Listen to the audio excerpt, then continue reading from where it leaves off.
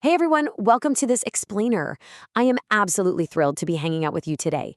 If you're looking to really take your spoken English to the next level, well, you're in the exact right place. Today, we're breaking down 10 daily English conversations that literally everyone should know. That's right. And look, we're not just going to sit here and read a list at you. No way. We're going to practice this together. Just think of this as your own personal, interactive spoken English practice session. We've got the exact phrases you need, and we're going to show you exactly how to sound totally natural using them. So, let me ask you something. And hey, be totally honest here. Do you ever just completely freeze up when you actually have to speak English out in the real world? Like you know all the vocabulary in your head, but the second you need to talk to a stranger, your mind just goes totally blank? Oh man, it happens to the best of us. But here's the real secret.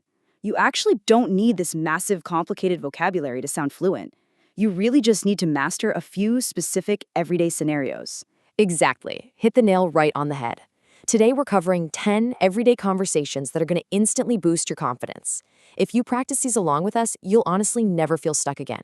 And definitely stick around until the very end because that last conversation is probably the one you're going to use the absolute most. All right, part 1, making great first impressions and navigating public places.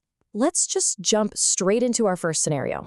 Okay, picture this. You're at a social event, maybe a networking meetup, and you spot someone you'd really like to talk to.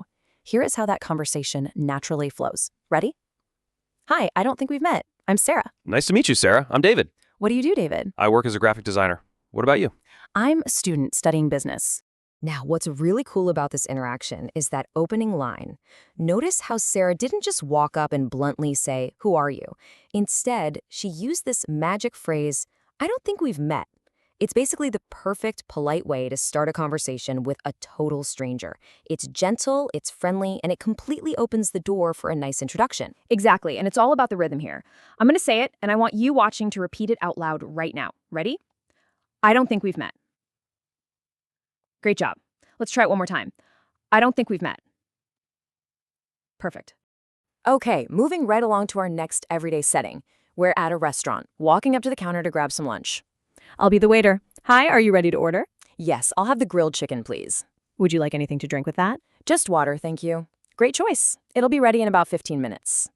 So the absolutely crucial takeaway from this exchange is the phrase, "I'll have." You know, when we're first learning English, we're taught the verb to want. But honestly, walking up and saying, "I want the grilled chicken," can sound a bit too direct, maybe even a little demanding. Swapping that out for "I'll have" instantly changes the vibe. It makes you sound so much more relaxed, casual, and polite. Totally. Let's practice that shift right now. Imagine you're ordering a coffee. Repeat after me. "I'll have a coffee, please." Excellent. Now let's try it with the food from our dialogue. "I'll have the grilled chicken, please." Beautiful. You sound exactly like a local. All right, so you finished your lunch, you step outside onto a street corner, and boom, you are completely lost. Let's see how to handle asking for directions without going into full panic mode. "Excuse me, could you tell me how to get to the train station?" "Sure. Go straight for 2 blocks, then turn left. You can't miss it." "Thank you so much." "You're welcome. Have a safe trip." Okay, this interaction perfectly highlights a super common English idiom. Whenever you ask for directions, you're almost guaranteed to hear someone say, "You can't miss it." Now, if you translate that literally in your head, it almost sounds like a challenge. But really, it's just a friendly way of saying the location is super obvious and easy to find once you follow their steps. It's totally meant to be encouraging. So let's practice the pronunciation so you can confidently use it the next time you're helping someone else out. Repeat after me. You can't miss it. One more time, and give it a confident smile. You can't miss it. Awesome. Now let's say you're taking a nice stroll through a park. You sit down on a bench right next to someone. How on earth do you break the ice? Well, the weather, of course. Let's act this one out. Nice weather we're having today, isn't it? Yes, finally some sunshine after all that rain. I know, I was getting tired of carrying an umbrella everywhere. Same here. Hopefully it stays like this for the weekend. Listen, if you want to truly master spoken English, you absolutely have to master weather small talk. It is, without a doubt, the culturally safest, most common way to break the ice and build a quick connection with literally anyone. It's basically the ultimate conversational cheat code. It really, really is. And the phrasing has this very specific, almost musical rhythm to it, where you're kind of turning a statement into a question. Let's practice that rhythm together. Repeat after me. Nice weather we're having today, isn't it? Notice that little lift at the very end? Let's try it again. Nice weather we're having today, isn't it? Excellent. Okay, let's switch gears and step into a casual cafe setting. You run into an acquaintance or a coworker on a Monday morning. Here is the absolute classic exchange. How was your weekend? It was pretty relaxing, actually. I just stayed home and watched movies. That sounds nice. I went hiking with some friends. Oh, that sounds fun. Where did you go? So, the key takeaway here is that this phrase right here, how was your weekend, is your ultimate conversational bridge. Every single Monday or Tuesday, this is the guaranteed question you are going to hear, and honestly, you should be asking it too. It shows you care, and it just instantly opens up the floor for easy, natural conversation. Let's definitely lock this one in. It's short, but it really needs to sound warm and genuine. Repeat after me. How was your weekend? Simple, friendly, and super effective. Let's do it again. How was your weekend? Fantastic. All right, moving right along to part 2, handling work, making plans, and saying goodbye. Let's keep this momentum going. We are now walking into a meeting room at the office, and unfortunately, we are 5 minutes late. Yikes. Here is exactly how you handle it smoothly and completely stress-free. I'm so sorry I'm late. Traffic was terrible. No worries at all. I just got here myself. Thanks for understanding. Shall we get started? Of course, let's go. The absolute star phrase here is no worries at all. This is such an incredibly powerful phrase. You know, when someone is all stressed out because they made a mistake, like running late, this phrase just perfectly diffuses all that tension. It's this super friendly, casual way to accept an apology and just instantly move on. Yeah, it's all about having this warm, forgiving intonation. Let's practice it. Say it with a big smile. No worries at all. Good. Now imagine a friend just accidentally spilled a little water on the table. No worries at all. Perfect. You've just instantly made them feel 100 times better. Okay, still at the office, you're sitting at your desk, and you're just totally stuck on a task. You need to ask a colleague for some help. How do you do it without being annoying? Do you have a minute? I could use some help with this report. Sure, what's the issue? I'm not sure how to format this table properly. No problem, let me show you. The psychology behind do you have a minute is honestly brilliant. You aren't just jumping right in and demanding someone's attention. Instead, you're acknowledging that your coworker is busy and you're actively showing respect for their time. It is hands down the most polite way to interrupt someone. Let's really nail this polite delivery. You want your voice to go up just a tiny bit at the end to make it a gentle, non-threatening question.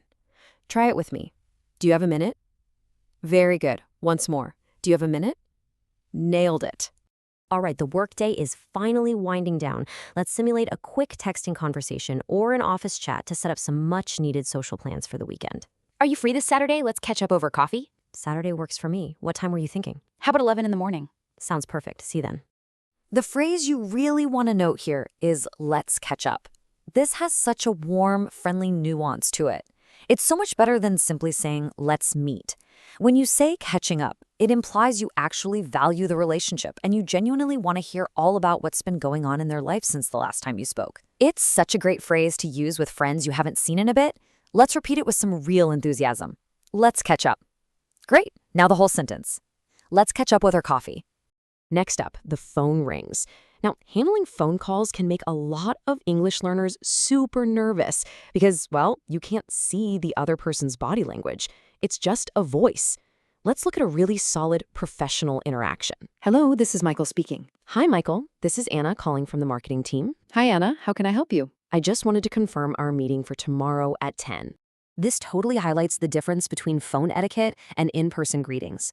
I mean, you wouldn't walk up to a friend on the street and say, "Hello, this is Michael speaking." That'd be super weird, right? But on the phone, this is the absolute gold standard for answering professionally. It immediately tells the caller they've reached the exact right person. Let's practice that professional cadence. Go ahead and insert your own name when we practice this one. Ready?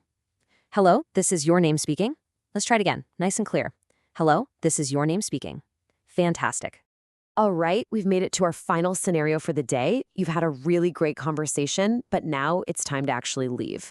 Let's see how to bring this whole social interaction full circle, totally naturally. Well, I should get going. It was great catching up with you. Same here. Let's do this again soon. Definitely. Take care. You too, bye. You know, exiting a conversation can sometimes feel a little awkward, right? Like, how do you leave without being rude? That's exactly why it was great catching up with you is the perfect, polite exit strategy. It clearly signals that the conversation is wrapping up, but it leaves the other person feeling really valued and happy. Let's give it one final encouraging pronunciation practice for today's explainer. Repeat after me. It was great catching up with you. Smooth and friendly. Let's do it again. It was great catching up with you. Absolutely perfect. Wow, we really covered a ton of ground today. From those tricky first introductions and ordering food, all the way to handling apologies and mastering the polite goodbye. These 10 conversations honestly cover situations you are going to face almost every single day. And remember, the absolute secret to sounding natural is repetition. The more you practice saying these phrases out loud, just like we've been doing today, the more naturally they're going to come to you in real-life conversations. You won't freeze up anymore, I promise. Exactly. So here's my question for you. Which of these 10 conversations do you want to practice first today? Pick just one and challenge yourself to use it this week. Let us know which one you chose down in the comments. And hey, make sure to subscribe so you don't miss our next explainer full of practical, everyday English lessons. Keep practicing, and we will catch up with you next time.